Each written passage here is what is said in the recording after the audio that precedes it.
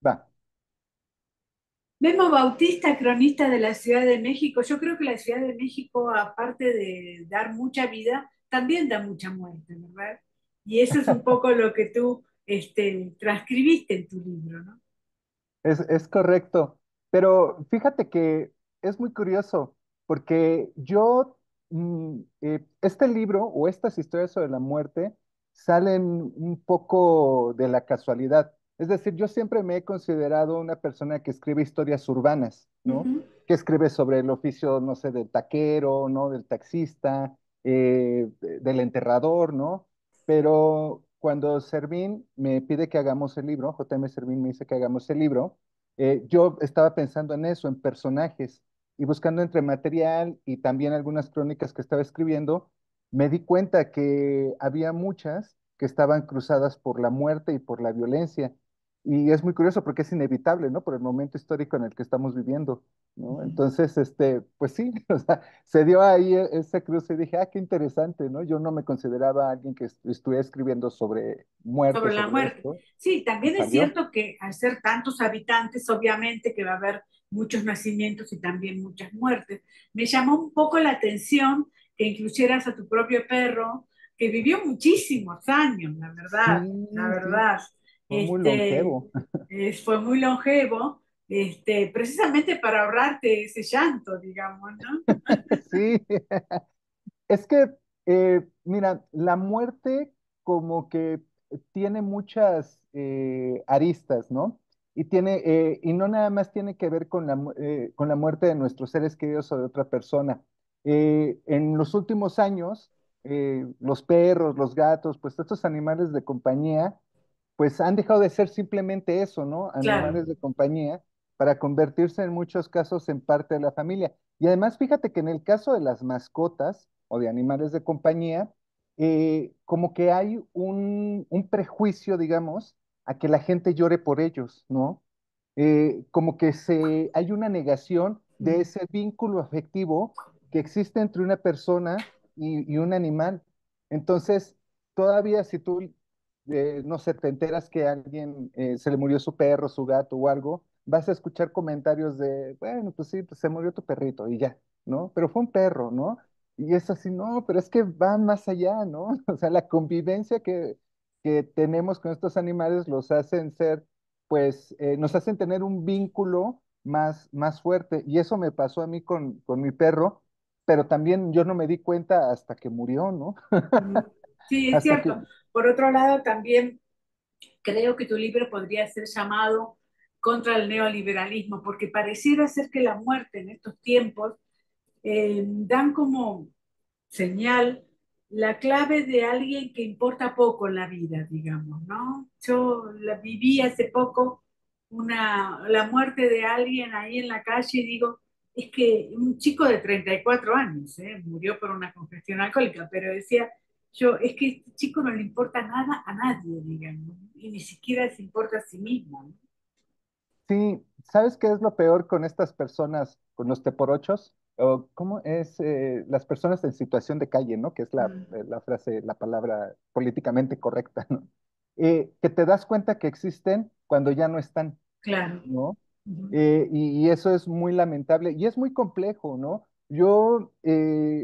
A mí me llama mucho la atención cómo vive la gente de la calle, porque siento que todos somos parte de esta maquinaria, ¿no? Como de la carne Sí. molida, y ellos son ese residuo que queda, ¿no? Ujú. Y creo que tenemos también una grave falta, ¿no? Sobre lo que pasa con ellos, porque precisamente pues, son los que no importan. Ahora que acaban de pasar las elecciones, por ejemplo, pues toda esta gente no tiene una credencial de elector y no votó, ¿no? Y no ejerció un derecho que tienen, ¿no? Entonces Ujú. imagínate algo que es tan simple o que pudiera ser tan simple como votar, no lo pueden hacer, ahora imagínate lo demás, ¿no? Ujú. A mí me llamó mucho la atención porque bueno, esta crónica que le da nombre al libro, Camino a la Fosa Común, trata precisamente sobre el teporocho de mi cuadra. Y él me llamó la atención porque era un tipo particularmente amable, ¿no? Y muy bonachón y demás.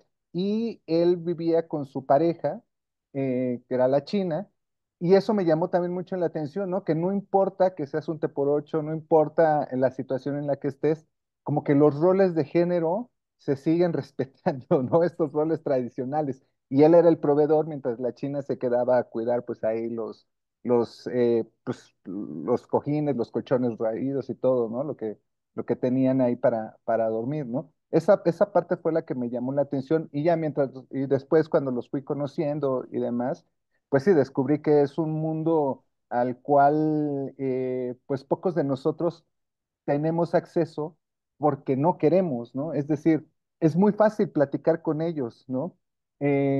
Pero de pronto, pues uno como que pues, no quiere, ¿no? Todo el prejuicio que hay, que huelen mal y demás, ¿no?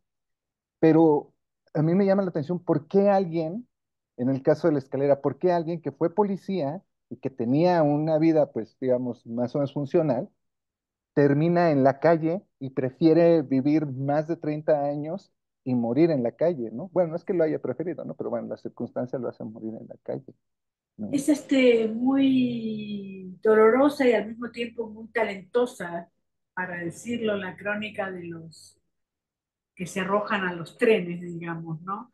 Y Sí, además, mostrar también los que tienen que recogerlos. Eso es tremendo. sí, fíjate, eh, eh, este libro recoge algunos oficios, este tipo de trabajo sucio, ¿no? Trabajo sucio en el sentido de que es el que nadie quiere hacer, ¿no? Ujú. O sea, pocas veces, pues sí, de niño siempre, pues quiero ser futbolista, quiero ser doctor, astronauta, bla, bla, ¿no? Pero pocas veces dices, pues, quiero ser recogemuertos, ¿no?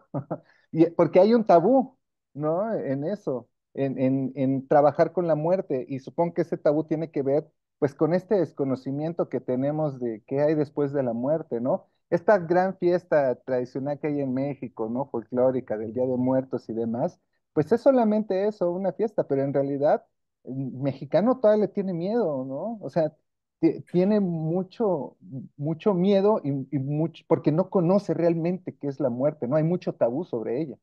¿Qué dirías tú del azar, digamos, de la suerte? Porque hay veces que uno digo, bueno, uno pasa por cerca de la muerte, pero a uno no le toca, digamos, en general, a uno no le toca, digamos, ¿no?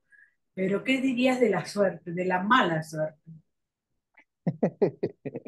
Híjole, mira, yo creo que todos hemos estado en alguna situación donde sí decimos, híjole, es que quién Sí, sabe por qué me salvé, ¿no? claro. Yo sí creo que la suerte existe. Ajá, Pero también creo que tiene que ir acompañada a veces de cierto juicio. Mira, a mí me pasó, por ejemplo, en una ocasión que fui a hacer una crónica a un lugar, a la Gabriela Hernández, la impresión Gabriela Hernández, que está allí por Indios Verdes, en un cerro, ¿no? Entonces iba a entrevistar al Comex, no sé si te suena ese nombre, el Comex fue el primer grafitero al ajá. que Conaculta hace ya bastantes años, más de 10 años, le dio una beca. ¿No? Entonces, para mí fue impresionante porque, claro, pues ya el graffiti aquí ya está pues reconocido por la autoridad como arte, ¿no? Entonces, él murió un año antes y iba a entrevistar a su hermano, pero yo cada vez que me meto a zonas, digamos, a barrios que no conozco, que pueden ser conflictivos y demás, siempre voy con alguien de ahí, ¿no? Como un protocolo de seguridad que pues yo me inventé porque así, pues, no conozco a nadie, ¿no? Entonces, para evitar precisamente alguna situación. Y ahí iba con un compa, ¿no? Y que conocía cómics y conocía más o menos el barrio. Y nos asaltaron, a él le pusieron la pistola en la cabeza, a mí me dieron un cachazo, yo de pronto veía cómo la pistola viajaba por todo mi cuerpo, ¿no? Este compa que la manoteaba y demás. El asalto fue rapidísimo, yo creo que duró como unos 20 segundos, fue muy, muy, muy rápido, ¿no? Pero yo me acuerdo de muchos detalles, ¿no? Yo veía la pistola y decía, no, pues igual es falsa y si le doy un madrazo sí lo tiro, ¿no? Pero yo no tengo ninguna referencia para saber si una pistola es falsa o no. Y ya después nos dimos cuenta que corrimos con mucha suerte porque estábamos en un lugar hasta arriba del cerro, ya estábamos en la barda que divide pues, el cerro y las casas, ¿no? Entonces fácil nos hubieran podido dar un disparo y nos botan al otro lado y quién sabe cuándo nos hubieran encontrado, ¿no? Al Claro. principio yo estaba muy enojado. Dije, estos cabrones, ¿no? Me quitaron el equipo, me quitaron todo, me quitaron micrófonos, bueno, lo que llevaba para grabar. Y hasta que una amiga habló conmigo y me dice, oye, ¿cómo estás? Yo, pues estoy muy enojado, es que me quitaron esto. Me dice, no, pero en serio, ¿cómo estás? Y yo así, pues, ¿cómo estoy de qué? Y me contó, me dice, es que a mí también un día me asaltaron, me pusieron una navaja en el cuello y me di cuenta que pude haber muerto. Entonces, Claro, hasta ese momento, yo me di cuenta que estuve en peligro de haber muerto, ¿no? claro, claro. Y dije, verde, sí es cierto, ¿no? Sí me pude morir y no me di cuenta, ¿no? Que pude haber muerto, ¿no? Y de una forma violenta. Entonces, yo creo que corrimos con suerte porque íbamos con alguien del barrio que de alguna forma la gente que nos asaltó seguramente lo debe haber reconocido rápido por ahí y eso fue lo que pues nos salvó de un disparo, ¿no? Y que además pues no me aloqué así de, ah, sí es falsa la pistola y no hice algo ahí fuera del lugar y pues ya, ¿no? Accedimos a lo que nos pidieron, ¿no? A entregar nuestras cosas. Pero yo creo que sí, de pronto puede haber suerte porque en una de esas a lo mejor entre el manoteo de este compa pues se le va el tiro y te dispara, Claro. ¿no? Y te mueres, ¿no? Igual el disparo a lo mejor te da nada más un rozón o te da en la cabeza y te mueres, ¿no? O sea, yo creo que sí existe la suerte, pero pues también existe estos protocolos que hacen que la suerte sea más amplia aún, ¿no? ¿Qué cosas te cambiaron escribiendo este libro? Híjole, mira, mi propia percepción sobre cómo vivir la muerte, ¿no? Este libro, yo al inicio, de hecho, decía que era un libro sobre la muerte. Y después platicando con la gente y releyendo el libro por lo que me decían, me di cuenta que en realidad es un libro que habla de la vida después de la muerte, pero de la vida de nosotros, de los que nos quedamos aquí y nos jodemos con lo que tiene que ver con la muerte, ¿no? Y eso es bien duro, ¿no? Porque tenemos que seguir viviendo, ¿no? Ya sea con dolor o ya sea con resignación y demás, ¿no? Y tratando de recordar a estas personas que se fueron. Y además, mirar que hay muchas formas de morir dependiendo incluso de la forma en la que vives, ¿no? O sea, no es lo mismo que la muerte de alguien que vive en un barrio como Tepito a alguien que vive en las lomas, por ejemplo, o a alguien de Oaxaca, ¿no? Que vive en una comunidad rural y demás, ¿no? Entonces, sí, tu tipo de muerte y aparte el tipo de funeral que vas a tener y demás, de todos estos rituales, tiene que ver mucho con tu forma de vida. Entonces, sí me llamó eso mucho la atención. La última pregunta es, ¿qué piensas de los cronistas, de la gente que va contando las historias de la ciudad, del pueblo donde vive, teniendo en cuenta que las crónicas siempre se han leído muchísimo aquí en México, ¿no? Sí, pues mira, yo creo que la crónica es uno de los grandes géneros pues, del periodismo mexicano, ¿no? O sea, yo creo que el periodismo nace con la crónica, el periodismo Claro, mexicano nace con la crónica.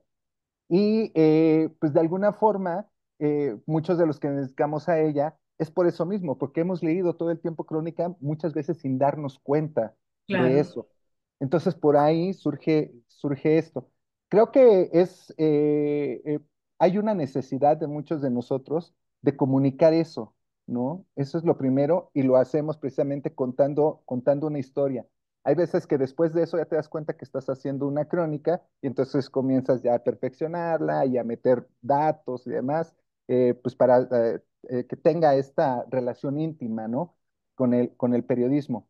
Yo creo que hay muy buenos cronistas. A mí, fíjate, hace un par de años me invitaron y fui editor de una revista en Ecuador que se llama Bagre. Pues, me parece que es la primera revista especializada en crónica y a mí me tocó ser editor. Y, y era muy curioso porque ahí me di cuenta que hay muy buen nivel de periodismo y de crónica en México. No es que ya esté mal, ¿no? También es bueno, pero el nivel que hay en México sí es bastante elevado. Hay muy buenos, somos muy buenos, iba a decir, pero bueno, hay muy buenos cronistas aquí, ¿no? Y se ve en las antologías, en los libros que están saliendo y demás. Hay una crisis, también hay que decirlo, ¿no? Ya no No una están los crisis periódicos. exactamente, ¿no? O sea, la crisis no es del periodista ni del cronista, ¿no? Hay una crisis de medios, Claro. ¿no? Que a raíz de la pandemia, pues el negocio cambió y eso de alguna forma nos pegó a nosotros porque muchos de nosotros pues sí vivíamos, ¿no? De alguna forma de estar escribiendo o vivimos de escribir, Claro. ¿no? Entonces, que se hayan reducido los espacios, pues nos hace de pronto pues sacarnos de onda, ¿no? Y por dónde vamos. Lo que yo creo es que tendríamos que abrir un poco el espectro, es decir, sí podemos escribir, pero por lo mismo podemos escribir para varios medios. Yo, por ejemplo, he estado viendo, últimamente he estado involucrado más en podcast y en radio. Y me he dado cuenta que el podcast es un buen espacio en donde se pueden contar muy buenas crónicas de largo aliento y que pueden ser escuchadas y no cuentas y no hay esta limitante, ¿no? Del espacio que hay en los medios tradicionales, porque antes era, pues en el papel no te pueden dar tanto espacio. Y ahora precisamente porque por los hábitos de lectura de internet no puedes escribir más de, no sé, 3 páginas, por ejemplo, ¿no? Entonces siempre estás muy limitado, ¿no? Y pues uno siempre siente que se queda corto. Y creo que el podcast es una buena opción, ¿no? Incluso el video, ¿no? El otro día, no sé si llegaste a ver hace unos meses un video que se hizo viral de Franco Escamilla, el estandopero, ¿no? Que Ajá, hablaba, a mí me encantó porque él sin querer está haciendo una crónica, ¿no? Él hablaba de este nadador africano que participó en Sydney 2000 y que perdió incluso hasta contra sí mismo, ¿no? Y yo estoy seguro que él leyó esa historia primero el en una crónica. asesino. El No, asesino, no, ¿no? Ah, no. no, no es un asesino, es un Ah, nadador. O sea, ajá, esa historia, yo estoy seguro que la leyó de Julio Villanueva Chang. Él tiene una crónica que se llama Fábula del Perdedor ajá, y cruza dos historias. La de una señora que siempre participa en las maratones y siempre llega al último, y la de este nadador olímpico que no ajá. sabía nadar y que se vuelve una figura mundial, ¿no? Por eso, y pierde incluso contra sí mismo, ¿no? En esa competencia. Entonces, lo que hace Franco Escamilla es recuperar esa crónica, la investiga y la adapta pues a su show, ¿no? Él pensando en el stand-up. Pero nosotros que nos dedicamos a esto, si pudiéramos pues, quitarnos los solemnes, ¿no? Nosotros mismos y dejarnos de tomarnos en serio y empezar a contar estas historias, yo creo que sería un gran hit, ¿no? Sería pues otra forma de difundir y de hacer este trabajo, ¿no? Esta chamba. Eso es lo que piensa Servín con su editorial. Sí, sí, sí, pues es que hay que hacer. Yo llevo un rato dándole vuelta y dije, no, es que tiene que ser por ahí, ¿no? O sea, los medios, la misma forma ahora de comunicarnos, de enterarnos de noticias y demás, pues va por ahí, ¿no? Entonces, pues si no la intentamos, pues no vamos a descubrir. Pero yo creo que es una gran posibilidad. El podcast ahí está, digo, hay grandes proyectos ahorita como Radio Ambulante, ¿no? Las Raras, ¿no? Todos ellos que han estado, que sus historias son prácticamente crónicas, ¿no? Periodismo narrativo en radio. Entonces, en video yo no he visto mucho, entonces yo creo que se puede empezar a hacer, ¿no? También, ¿no? Y ya hacer nosotros mismos, pues hacer nuestros propios medios, que pues básicamente eso es lo que hacen los influencers y demás, ¿no? Entonces, pues nosotros lo podremos hacer, ¿no? Nada más que de pronto, no sé si es por nuestra propia generación, ¿no? Que, ay, pero es que no sé.